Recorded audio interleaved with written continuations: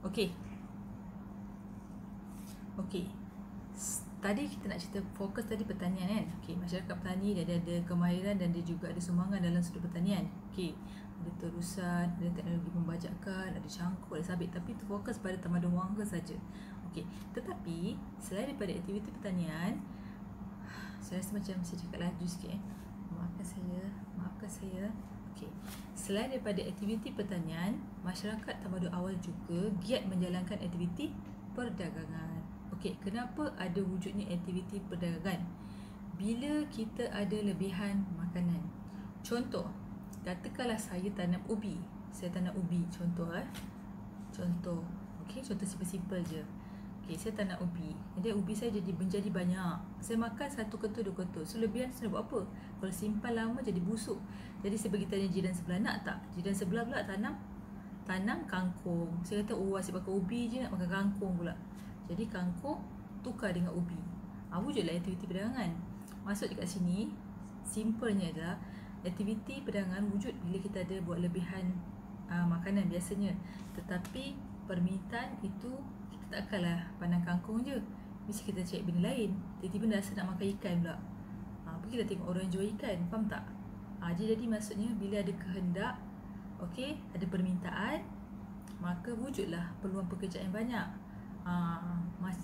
Maka bukan saja barang hasil dagangan pada permulaan dia terhad pada barangan hasil pertanian, tetapi berubah kepada pelbagai, okey, atas faktor kehendak manusia yang pelbagai lah. Macam sekarang kan, nak beli makanan sayur je, nak beli baju, kasut, topi, beli makeup, perempuan lah beli makeup, macam-macam okey. Maafkan saya, berbalik kepada topik kegiatan aktiviti perdagangan ini. Okey, kenapa saya kena membebel panjang ini? Kerana adalah saya tak dapat membebel dalam kelas. Okey, 1. 2. Bila awak belajar sejarah, bukan awak hafal saja fakta, hafal muntah bukan dalam exam. Tak. Awak kena fikir dan awak kena kaitkan dengan diri awak sekarang. Sebab contohnya pertanian, dulu ada tak? Ada. Sekarang tak? Ada. Perdagangan dulu ada tak? Ada. Sekarang tak? Ada. Benda tu ada. Benda tu berkaitan dan berterusan. Cuma dia berlaku perkembangan atau mungkin perubahan ikut semasa. Yang itu awak kena kaitkan. Kalau awak tak berjaya kaitkan, awak macam you learn nothing lah. Macam tak belajar. Apa ni? Kat mana aku kat berada? Kat planet mana ni? Macam itulah kan. Okey. Balik pada aktiviti perdagangan Selain pada menjadi petani, okey, masyarakat juga giat jalankan aktiviti perdagangan. Okey, kita tengok tamadun Meso dulu.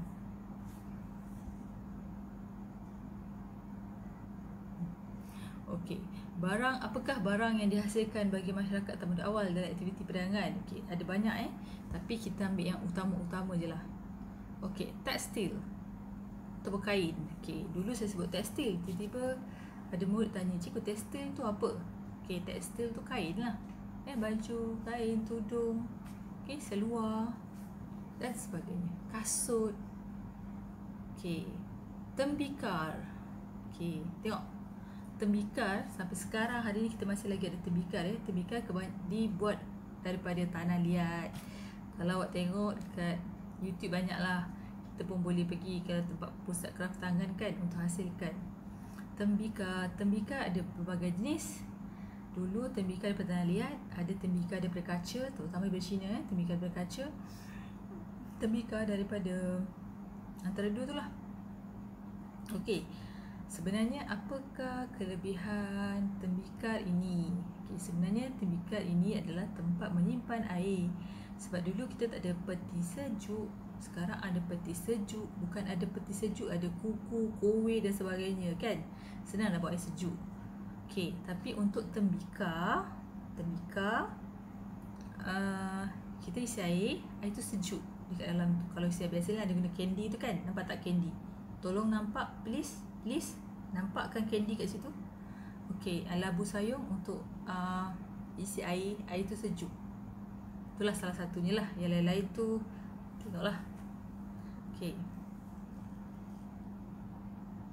Kemudian keperluan harian lah. Okey, untuk Mesir Purba. Okey, untuk Mesir Purba, penenunan. Okay, ni jahitan lah. Penenunan. Tengok macam ni. Okay, nampak? Penenunan. Okay, itu biasanya songket permaidani. Permaidani awak tu tenun yang awak tengok baring kat kapet je, sedap je tu. Okay, tenun sesuatu, masukkan benang dia. Penenunan beza tak dengan tekstil. Tekstil kain. Okay, penenunan ni sama ada benang tu halus ataupun benang tu kasar, ataupun mungkin tali yang besar tu dipintalkan kan, sebagainya lah. Okay, ni bila ada tak sampai sekarang? Ada. Kapet dibuat manual tak ada hilang lagi. Okay, Indus. Tengok Indus. Okay, tengok Mesopotamia ada tekstil, ada tembikar. Mesir Purba fokus pada penenunan, jahitan. Sama juga, ada tembikar, ada tekstil. Okay, cuma bezanya Mesir Purba ada fokus kat penenunan je. Okay. Okay, kertas. Uniknya tamadun Mesir Purba adalah tamadun yang pertama cipta kertas. Okay. Kertas ni diambil daripada, ciptaan kertas ni diambil daripada pokok papirus. Pokok papirus ni adalah mudah didapati dekat tamadun Mesir sebab dia berada di sepanjang Sungai Nil. Pokok ni macam ni, nampak tak? Di belakang. Nampak tak? Belakang pokok itu ada sungai, itulah Sungai Nil. Okay, ni pokok papirus So pokok papirus ni dia akan dilenyit-lenyitkan, dikeringkan, direbus dan sebagainya. Kemudian dikering dan cantum-cantum. Hasilnya adalah maafkan saya terlaju. Pokok papirus ni biasanya ada proses yang panjang untuk hasilkan kertas. Okey, rebuslah, keringkanlah, okey, rapat-rapatkan, dilenyit-lenyit lah kan. Okey, akhirnya berjaya membentuk kertas macam ni, macam kertas lah. Cuma kertas dia bentuk macam pokok-pokok ini kering macam tu kan, tapi dia nipis. Berbeza dengan tamadun-tamadun lain, mereka biasanya menulis ataupun mengukir dekat batu ataupun mengukir kat dinding. Kalau dekat tamadun Meso, dia punya apa nama tanah liat tak? Tanah liat tu waktu bertebalkan dia. Okey, lepas tu okey, macam tu lah. Tanah liat yang belum kering tu, Mesopotamia akan tulis cepat, lepas tu dia akan keras, dia akan tinggalkan tulisan dia macam tu. Tapi untuk Mesir dia hasilkan kertas. Okey. Okey, Indus, gading gajah. Perlu ke saya tunjuk gading gajah? Perlu ke? Tak perlu kan? Tak perlu. Kita tahulah gading gajah Okey, gading gajah digunakan untuk senjata dan sebagainya lah. Okey, manik ni untuk perhiasan dan barang logam. Tembikar, sekali lagi, tembikar berada di mana-mana saja. Semua tamadun ada tembikar. Okey. Selain petani, okey, dan pedagang, apakah pekerjaan lain yang dilakukan masyarakat tamadun awal? Okey, kita tengok. Okey, tukar rumah. Okey, perlukan tukar rumah untuk membina rumah lah. Okey, Mesir Purba, jurutulis. Artisan. Nanti kita tengok artisan. Artisan ni dia meluas. Artisan lagi, pembuat logam. Sebenarnya semua tak artisan. Pembuat logam, artisan. Artisan semua tamadun sebagai artis. Artis lah kata dasar dia. Siapakah golongan artisan ni sebenarnya? Okey, golongan artisan ni sebenarnya adalah kerja yang berkaitan dengan kesenian, seperti pelukis, pengukir, pembuat logam.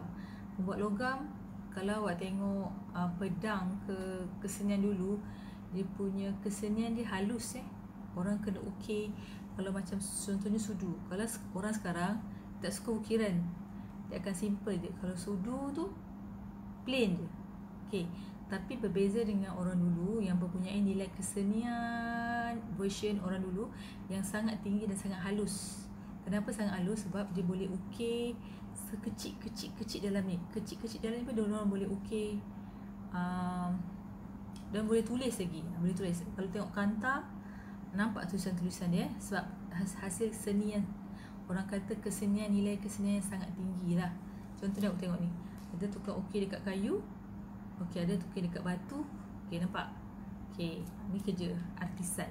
So dipanggil orang artisan ni, maksudnya dia adalah ahli seni lah, ahli seni mengukir kat mana pun, kayu ke, kat batu ke, kat logam ke, kat besi ke, okey, dekat dinding-dinding ke, tu dipanggil golongan artisan. Disebabkan kalau kita tengok bukti-bukti dulu, contohnya piramid kan, contohnya dekat Taman Tergantung Babylon, masih lagi ada bekas-bekas ukiran-ukiran tu. Jadi menunjukkan masyarakat dulu memang sudah mahir melukis dan mempunyai kesenian yang sangat tinggi. Okey. Okey. So, saya habiskan topik untuk 2 muka surat dulu. Nanti saya akan tunjukkan macam mana yang sambungan dia untuk dibuat, sebab tu aktiviti. Okey, itu aktiviti gunting dan tampal. Yes, betul. Aktiviti gunting dan tampal. Okey, kalau ada apa-apa soalan, tolong mesej saya ataupun request nak video call ataupun call, tak ada masalah. So, okey, cuma saya akan arrangekan masa lah kan, sebab student saya ramai, nak entertain seorang-seorang. Tapi saya okey je, jangan risau. I'm okay and I love it. Okay. So saya habiskan topik pada hari ni. Tolong lengkapkan, tak faham tanya, jangan simpan. Okay. Saya sudahi dengan Assalamualaikum dan salam sejahtera. Bye. Jumpa lagi.